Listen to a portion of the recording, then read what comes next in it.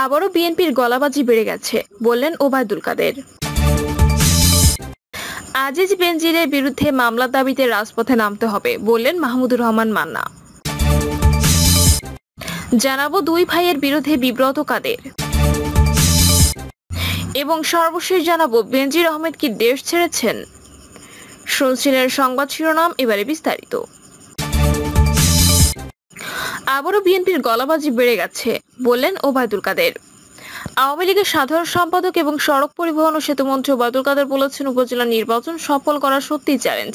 এই নির্বাচনকে ঘিরে কত মিথ্যাচার, অপপ্রচার। গত নির্বাচনে আওয়ামী লীগের বিজয়ের পরেও বিএনপি এখন তাদের গলাবাজি আগের তুলনায় বেড়ে গেছে। তারা মাঠের রাজনীতিতে ব্যর্থ, নির্বাচন ঠেকাতে ব্যর্থ। এই ব্যর্থতার কারণে তারা হতাশ। ওবায়দুল কাদের বলেছেন, ভোটারের উপস্থিতি 35%-এর কিছু বেশি। আগামীকাল চূড়ান্তভাবে জানা যাবে। অবাধ ও সুষ্ঠু পরিবেশ, ভোটাররা ভোট প্রয়োগ করেছেন। নির্বাচন কমিশন অনেক তৎপর ছিল। সেতুমন্ত্রী বলেন, মোটামুটি শান্তিপূর্ণ নির্বাচন অনুষ্ঠিত হওয়ায় আওয়ামী লীগের পক্ষে অভিনন্দন জানাচ্ছি। সারা দেশে দু একটি বিচ্ছিন্ন ঘটনা ছাড়া উৎসবমুখর পরিবেশে নির্বাচন অনুষ্ঠিত হয়েছে। এখনো পর্যন্ত কোনো প্রাণহানি ঘটনা ঘটেনি। তিনি বলেন, তাদের সর্বশেষ আন্দোলন দেখলাম লিফলেট বিতরণ। তারা ভেবেছিল জাতীয় নির্বাচনের পর দেশে একটা দুর্ভিক্ষ হবে, মানুষ মারা যাবে। তাদের এই স্বপ্ন কর্পূরের মতো উড়ে গেছে। একটি মানুষও না খেয়ে মারা যায়নি। আজিজ বেনজিরের বিরুদ্ধে মামলার দাবিতে রাজপথে নামতে হবে, বললেন মাহমুদুর রহমান মান্না। সাবেক সেনাপ্রধান আজিজ আহমেদ ও সাবেক পুলিশ প্রধান বেনজির আহমেদকে এখনো কেন গ্রেপ্তার করা হচ্ছে না তা নিয়ে প্রশ্ন তুলেছেন নাগরিক ঐক্যের সভাপতি মাহমুদুর রহমান মান্না। বিএনপি চেয়ারপারসন খালেদা জিয়া ও ঢাকা মহানগর দক্ষিণের সদস্য ইশতাক হোসেন সহ নেতাকর্মীদের মুক্তির দাবিতে মানববন্ধনের আয়োজন করা হয়। এ সময় মান্না বলেন, খালেদা জিয়ার মুক্তির ব্যাপারে বিএনপি যদি একটা সভা ডাকে, অফিসের সামনে হাজার হাজার মানুষ সয়লাভ হয়ে যায়। মুক্তির দাবিতে পারলে প্রতিদিন বিভিন্ন জায়গায় সমাবেশ করেন, মানববন্ধন করেন। মানুষের মুক্তির দাবিতে, এই দুষ্কৃতকারীদের বিচারের দাবিতে কেন এখনো পর্যন্ত আজিজ কিংবা বেনজিরকে গ্রেপ্তার করা হয়নি এবং তাদের নামে মামলা দেওয়া হয়নি, সে ব্যাপারে দাবি তুলতে রাজপথে নামার কথা বলেন তিনি আরো বলেন, বেশি দিন নাই, জাতিসংঘের প্রতিনিধি রোজারি বলেছেন তার কাছে অভিযোগ করা হয়েছে, তোমরা পিস কোডে বাংলাদেশ ও শ্রীলঙ্কা থেকে যে আর্মি, পুলিশ ও অন্যান্য অফিসারদের নিয়ে এসে চাকরি দিচ্ছে, এরা তো নিজের দেশে মানবতা বিরোধী অপরাধ করেছে। রোজারি বলেছেন, আমরা খুঁজে দেখব, যাদের যাদের বিরুদ্ধে মানবতা বিরোধী অপরাধের অভিযোগ আছে তাদেরকে ফেরত পাঠিয়ে দেব। মান্না বলেন, এই যে একজন মানুষ মারা গেল না কেন যেন বললেন, এখন আর আওয়ামী লীগকে খোঁজা হচ্ছে না, এতে দেহের টুকরো খোঁজা হচ্ছে। কত হৃদয় বিতরক বিষয়। আমার দেশের মানুষ তো, ওকে আমি বলবো না, খুব বড় বড় করে বলে 3বারের এমপি, 3বারের ভোট ডাকাতি করেছে, এরা ডাকাতের সর্দার বলে খুব জনপ্রিয় মানুষ। তো এত জনপ্রিয় হলে সুষ্ঠু ভোট দেন, তারপরে জনপ্রিয়তা মাপা যাবে। আপনি নিজেই তো ঢাকায় এই খোকা সাহেবের কাছে হেরেছিলেন, ভালো বলার তো কারণ নেই। এই কারণও বলি, লজ্জা নাই, যা ইচ্ছা বলেন, যা ইচ্ছা তাই করছেন। দেশ ধ্বংস করে যাচ্ছে, মানুষ মৃত্যুর দিকে যাচ্ছে। এখন সবাই এগিয়ে আসেন, সত্যি সত্যি দেশ বাঁচাবার লড়াইয়ে, মানুষ বাঁচাবার লড়াইয়ে আমাদের এগিয়ে যেতে হবে। গণ অধিকার পরিষদের একাংশ সভাপতি নুরুল হক নূর বলেন, শেখ হাসিনার রাজনীতির ঝড় উঠিয়ে দিয়েছেন। দ্রব্যমূল্যের ঊর্ধ্বগতি ও প্রাকৃতিক বিপর্যয়ের মধ্য দিয়ে বিরোধী দলের নেতাকর্মীদের জেলখানায় রেখে হত্যা, নির্যাতন করে একদলীয় শাসন কায়েম করার দিকে সরকার ধাবিত হচ্ছে। সরকার উন্নয়নের গালগল্প করে ঋণের বোঝা আমাদের উপর চাপিয়ে দিচ্ছে। নিজেদের আধিপত্যকে কায়েম করার জন্য ঢাকাকে উত্তর দক্ষিণে ভাগ করেছে। তিনি বলেন, এই সরকার দেশের জনগণের উপর পৈশাচিক নির্যাতন, দমন পীড়ন করে যাচ্ছে। শেখ হাসিনা জানেন, খালেদা জিয়া রাজপথে আন্দোলন করতে পারলে তাদের অস্তিত্ব থাকবে না, এজন্যই তাকে মুক্তি দিচ্ছে না। এই সেই দিন ছাত্রদলের সাবেক সভাপতির উপর শিল্পকলার সামনে হামলা করানো হয়েছে। নূর বলেন, ওবায়দুল কাদের বলেছেন, সবার বিরুদ্ধে ব্যবস্থা নেওয়া হবে। এই সরকার কি আজিজ বেনজিরদের বিরুদ্ধে স্বত প্রণয়িত হয়ে কোনো ব্যবস্থা নিয়েছে? বেনজিরকে দিয়ে যে অপকর্ম করানো হয়েছে, এখন বিচার না করলে দায় আলটিমেটলি সরকারের উপরে আসবে। আনারের মাংস যদি বাথরুমের ট্যাঙ্ক থেকে উদ্ধার করা যায়, তাহলে আমরা জানতে চাই চৌধুরী আলম, ইলিয়াস আলী সহ গুম হওয়ারা কোথায় আছে? দুই ভাইয়ের বিরুদ্ধে বিব্রত কাদের। আওয়ামী লীগের সাধারণ সম্পাদক ওবায়দুল কাদের তিনবার সাধারণ সম্পাদক হয়ে নতুন রেকর্ড স্থাপন করেছেন, কিন্তু দলের শৃঙ্খলা আনতে পারছেন না। দলের ভেতর এখন চলছে ফ্রি স্টাইল, যে যার মতো করে বিরোধ করছে, কোন্দল করছে। যে কোনো সিনিয়র নেতাকে অপমান, অবজ্ঞা করা হচ্ছে। দলে কোনো চেইন অফ কমান্ড নেই। আওয়ামী লীগের নেতারাই স্বীকার করেছেন, আওয়ামী লীগের চেইন অফ কমান্ড সম্পূর্ণরূপে ভেঙে পড়েছে। আর এই সাংগঠনিক বিষয়গুলো দেখার দায়িত্ব দলের সাধারণ সম্পাদক ওবায়দুল কাদেরের।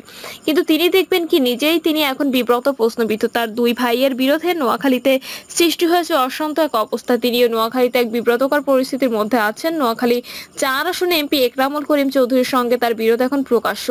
আজ ছিল নোয়াখালীর কোম্পানিগঞ্জ উপজেলা পরিষদ নির্বাচনের ভোট গ্রহণের দিন, কিন্তু এই নির্বাচনে ওবায়দুল কাদের ও দুই ভাইয়ের বিরোধ পরিস্থিতিকে জটিল করে তুলেছে। ভোট কেন্দ্র দখল, জাল ভোট প্রদান এবং এজেন্টদের মারধরের অভিযোগে ভোট বর্জন করেছে আওয়ামী লীগের সাধারণ সম্পাদক ওবায়দুল কাদেরের ছোট ভাই চেয়ারম্যান প্রার্থী সাদাত হোসেন সহ আরো 2 জন।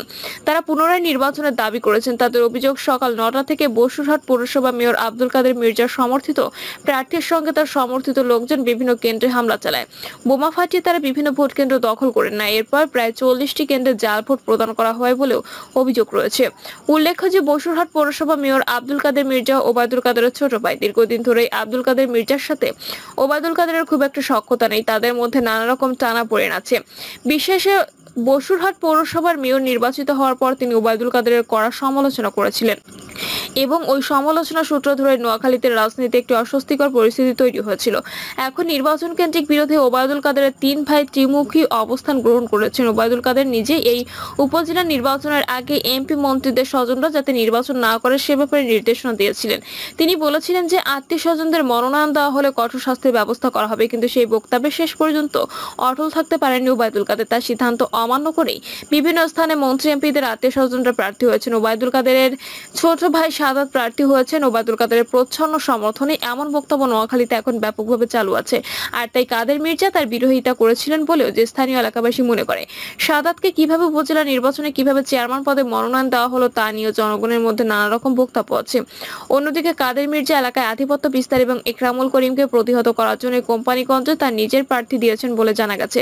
সবকিছু মিলিয়ে নোয়াখালীর রাজনীতিতে একটি হজা বড়লা পরিস্থিতির সৃষ্টি হয়েছে। অনেকেই প্রশ্ন করেছেন, দলের সাধারণ সম্পাদক যদি নিজের ভাইদেরকে সামাল দিতে না পারেন তাহলে তিনি দলের বিরোধ কিভাবে সামলাবেন। আর নোয়াখালীর এই অবস্থা নিয়ে যখন এখনো পর্যন্ত আওয়ামী লীগের সাধারণ সম্পাদক কোনো বক্তব্য দেয়নি, সকাল থেকে দুপুর পর্যন্ত তার আরেক ভাই এবং অন্যান্য প্রার্থীরা কোম্পানিগঞ্জে তার বাসার সামনে অবস্থান নিয়েছেন, তবে এই ব্যাপারে এখনো পর্যন্ত কোনো সমাধান হয়নি। বেনজির আহমেদ কি দেশ ছেড়েছেন?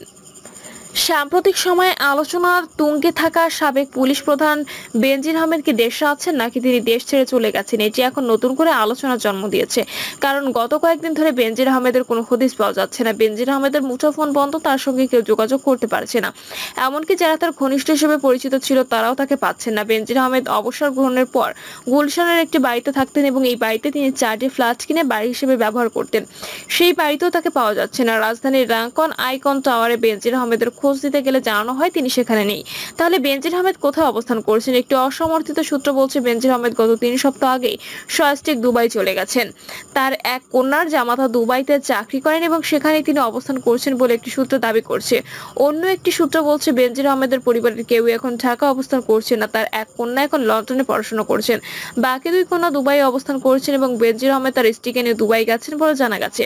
এই তথ্যের পেছনে আরো যুক্তি পাওয়া যাচ্ছে। এর মধ্যে বাংলাদেশ ব্যাংকের একটি সূত্র বলছে যে 33টি ব্যাংক অ্যাকাউন্ট জব্দ করা হয়েছে। সেই ব্যাংক অ্যাকাউন্টগুলোতে তেমন কোনো টাকা পয়সা নেই, অর্থাৎ ব্যাংক অ্যাকাউন্টগুলো অবরুদ্ধ হয়ে যাচ্ছে বা হবে, এরকম একটি অনুমান বেনজির আহমেদ আগেই করতে পেরেছিলেন এবং সেই অ্যাকাউন্টগুলো থেকে সব টাকা তুলে ফেলা হয়েছে। এছাড়া কয়েকটি অবরুদ্ধ জমি বেনজির আহমেদ বিক্রি করে দিয়েছেন বলে তথ্য প্রমাণ পাওয়া যাচ্ছে। অনেকের ধারণা বেনজির আহমেদের বিরুদ্ধে তদন্ত শুরু হওয়ার পরপরই তিনি তার দেশীয় সম্পদগুলো গুছিয়ে ব্যাংকের সমস্ত টাকা পয়সা সরিয়ে তিনি বিদেশে পাড়ি জমিয়েছেন।